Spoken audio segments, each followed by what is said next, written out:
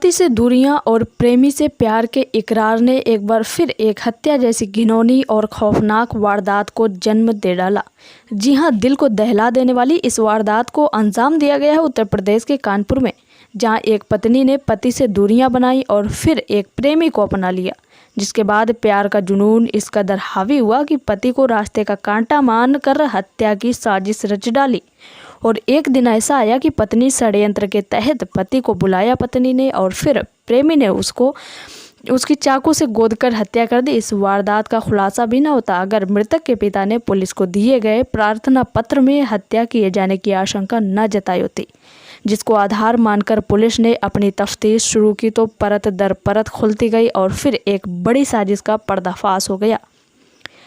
आपको बताते चलें कि इसका सुराग कैसे लगा। आखिर दरअसल फारुखाबाद के रहने वाले तुलाराम ने कानपुर कमिश्नर पुलिस को एक प्रार्थना पत्र दिया, जिसमें तुलाराम ने अपने पुत्र संजय यादव उर्फ अग्रेतरपाल की हत्या की आशंका जताई थी, जिसके आधार पर पुलिस ने एफआईआर दर्ज करते हुए संजय यादव उर्फ अग्रेतरपाल की तलाश शुरू की गई। लेकिन बीती 22 सितंबर के बाद से संजय का मोबाइल बंद जा रहा था। पुलिस ने संजय का पता लगाने के लिए उस जगह गुड़गांव में भी संपर्क किया तो मालूम हुआ कि वह 21 सितंबर को कानपुर के लिए रवाना हुआ था।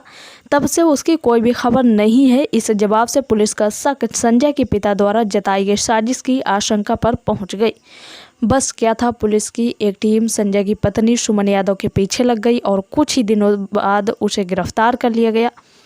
पहले तो पूजा पुलिस को बातों में उलझाती गई, लेकिन अंत में टूटकर पूरी वारदात से पर्दा उठ गया। सुमन की निशानदेही पर पुलिस ने उसके प्रेमी को भी गिरफ्तार कर लिया। खौफनाक थी दोनों की साजिश। बताते चले कि दिल दहलाने वाली इस वारदात की शुरुआत हुई थी आज से 3 साल पहले, जब सुमन का पति संजय यादव उर्फ अग्रेतरपाल काम के सिलसिले में गुड़गांव में ही रहने लगा। इधर सुमन अपना खर्चा चलाने के लिए कानपुर के गुजैनी में रहकर दादानगर की एक फैक्ट्री में काम करने लगी। तभी सुमन की मुलाकात फैक्ट्री में ही काम करने वाले राजेश कुमार उर्फ राम से हुई। दोनों एक ही इलाके में रहने के कारण एक साथ फैक्ट्री आने जाने लगे। धीरे धीरे समय बढ़ता गया। सुमन और राजेश के बीच की दूरियां घटती गईं। दोनों को एक दूसरे से प्यार हो गया, लेकिन दोनों को संजय का डर सताता रहता था। इस बीच कभी कभार सुमन के पास संजय का फ़ोन आता था तो वो सदमे में चली जाती थी, क्योंकि सुमन को अब राजेश से इस तरह से प्यार हो गया था कि वो एक पल भी राजेश के बिना नहीं रह सकती थी।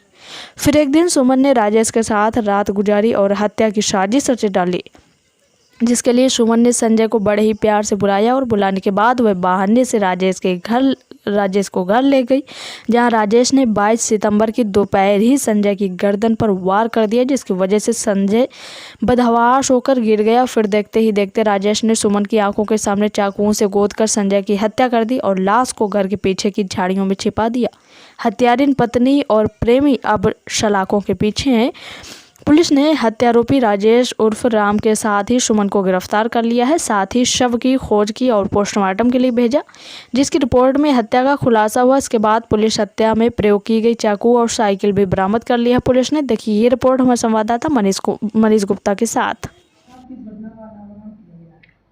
थाना गुजैनी पर एक वादी हैं तुलाराम, जो मूल रूप से जनपद फर्रुखाबाद के रहने वाले हैं। उनके द्वारा थाने पे एक सूचना दी गई, जिसमें उनके द्वारा ये जिक्र किया गया कि उनके बेटे जो है उनकी हत्या उनकी बहू और बहू के जो प्रेमी हैं इनके द्वारा मिलकर प्रेम प्रसंग इनके बीच में चल रहा था, जिसके चलते अपने बहू और उसके प्रेमी ने मिलकर इनके बेटे की हत्या कर दी है। इस तहरीर के आधार पर थाना गुजैनी पे 302, 201, 120 बी IPC का मुकदमा पंजीकृत किया गया और हम लोगों ने इसकी जांच पड़ताल शुरू की और जांच के क्रम में इन दोनों लोगों को गिरफ्तार कर लिया गया। घटना का क्या मोटिव था, किस उद्देश्य से? ये जो अभियुक्त है जिसका नाम राजेश है और जो मृतक है उनकी पत्नी जो सुमन यादव है, दोनों के बीच पिछले 3-4 सालों से प्रेम प्रसंग चल रहा था। और जो मृतक है ये अपना गुड़गांव में काम कर रहे थे, वहाँ पे रह रहे थे।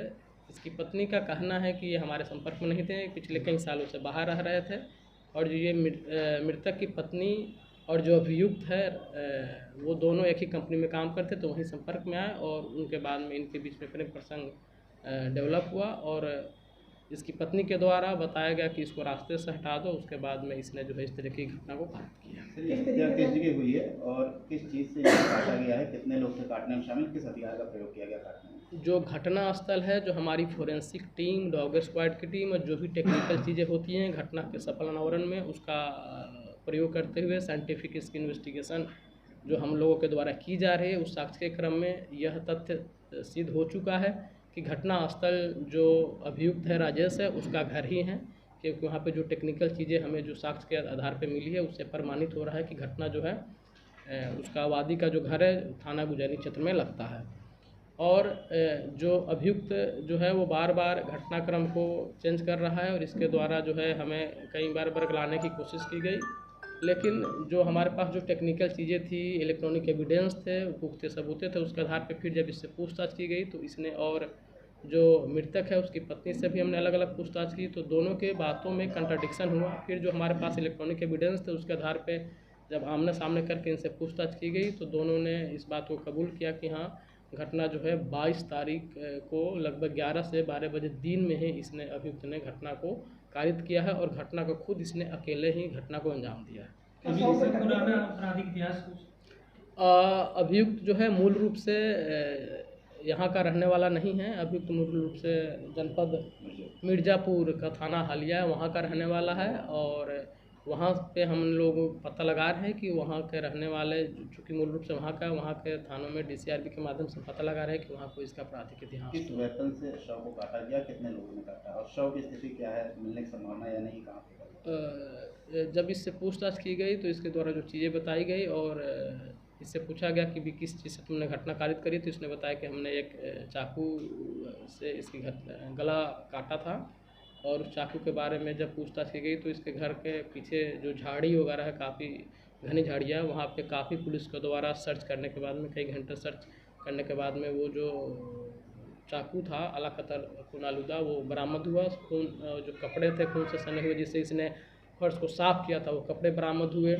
इसके साथ में जो मृतक है वो जो अपनी साइकिल से आया था वो साइकिल बरामद हुआ और मोबाइल फ़ोन जो मृतक का है वो बरामद हुआ।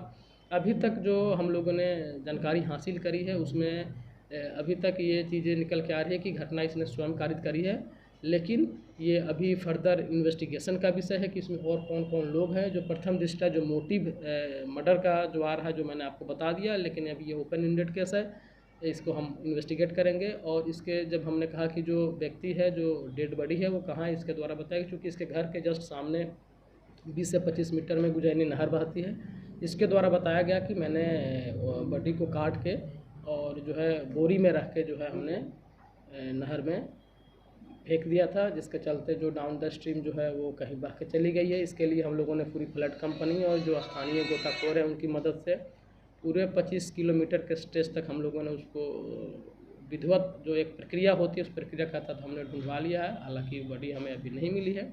हम लोग इस अभियान को कंटिन्यू कर रहे हैं। जो सिंचाई विभाग है उनसे भी हम डेटा ले रहे हैं कि कहाँ कहाँ पे जाल लगे हुए हैं और ये नहर कहाँ तक किस किस जनपद से जाती है। जनपद जिस नहर के दोनों साइड में कौन कौन से हमारे थाने, हमारे जनपद के अन्य जनपदों के कौन कौन से लगते हैं, उनसे भी हम समन्वय स्थापित कर रहे हैं। उनसे भी पत्रचार हो गया है और कि कहाँ पे अगर पिछले 15 दिनों में कहीं कोई अज्ञात डेड बॉडी मिली है उनसे भी हम सूचना इकट्ठा कर रहे हैं। उनकी शिनाख्त और बाकी चीज़ों की कार्रवाई हम करेंगे।